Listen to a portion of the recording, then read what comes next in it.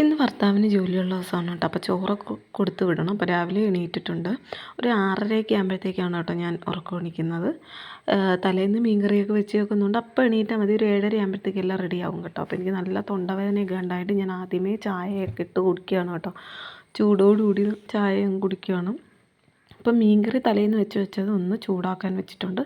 പിന്നെ വൻപയർ തോരൻ വെക്കാമെന്ന് വിചാരിച്ചു. അപ്പം തലേന്ന് വെള്ളത്തിലൊക്കെ ഇട്ട് വെച്ചിട്ടുണ്ട്. അപ്പോൾ അത് കുക്കറിനകത്തൊന്ന് ഒരു 3 വിസിലൊക്കെ അടുപ്പിച്ച് ഒന്ന് വേവിച്ചെടുത്തിട്ടുണ്ട് കേട്ടോ. അപ്പോൾ അതിനുള്ള അരപ്പ് തയ്യാറാക്കുകയാണ്. കുറച്ച് വെളുത്തുള്ളി, ഇഞ്ചിയല്ല, മുളക് പൊടി, മഞ്ഞൾപ്പൊടി, ജീരകം ഒക്കെ ഇട്ടിട്ടുണ്ട് കേട്ടോ.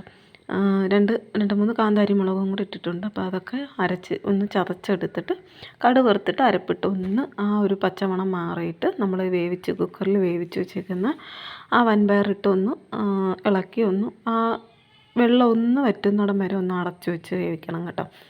അപ്പം മീൻകറിയൊക്കെ ഒന്ന് ചൂടാക്കി കഴിഞ്ഞാൽ അതപ്പം നമുക്ക് റെഡിയാക്കി വെച്ച് പിന്നെ ദാണ്ടെ ചോറൊക്കെ ഇട്ട് കൊടുക്കുകയാണ് കേട്ടോ. അപ്പോൾ വൻപയർ തോരനും തോനെയും കറികളൊന്നും ഇഷ്ടമല്ല, 1-2 കറികളാണ് ഇഷ്ടം കൂടുതൽ. അപ്പം വൻപയർ തോരനും മീൻ കറിയും മാത്രമാണ് കേട്ടോ വെച്ചത്. അപ്പം അവിയലൊക്കെ വെക്കാമെന്ന് വിചാരിച്ചപ്പോൾ ഇപ്പോൾ പുള്ളിക്കാരന് തൈറോയ്ഡ് കൂടുതലായതുകൊണ്ട് നമുക്ക് കിഴങ്ങ് ഐറ്റങ്ങളൊന്നും കൊടുക്കലേന്നും ക്യാബേജ് തോരൻ അങ്ങനത്തുള്ള ഐറ്റങ്ങളൊന്നും കൊടുക്കലേന്ന് ഡോക്ടർ പറഞ്ഞു കേട്ടോ. അപ്പോൾ അതുകൊണ്ടാണ് പിന്നെ വൻപയർ തോരനും മീൻ കറിയും ആക്കിയത്. പിന്നെ ഇതിൻ്റെ ഇടയ്ക്ക് ഞാൻ പാത്രമൊക്കെ കഴുകി അങ്ങ് വെച്ചു കേട്ടോ.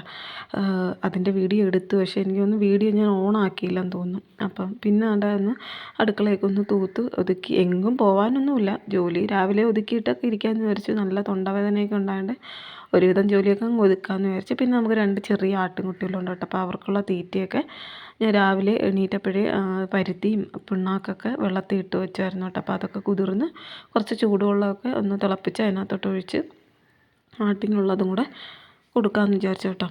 അപ്പോൾ അതൊക്കെ കഴിഞ്ഞ് പിന്നെ ഇത്രയും ജോലികളേ ഉള്ളൂ. പിന്നെ നമുക്ക് കുറച്ച് കഴിയുമ്പോഴത്തേക്ക് ഒന്ന് വീട് ഫുള്ളൊന്ന് തൂക്കുകയൊക്കെ വേണം കേട്ടോ. അപ്പോൾ ഇതിൻ്റെ ഇടയ്ക്ക് ഭർത്താവ് ജോലിക്കൊക്കെ പോയി കേട്ടോ. ചോറൊക്കെ കൊടുത്തു വിട്ടു.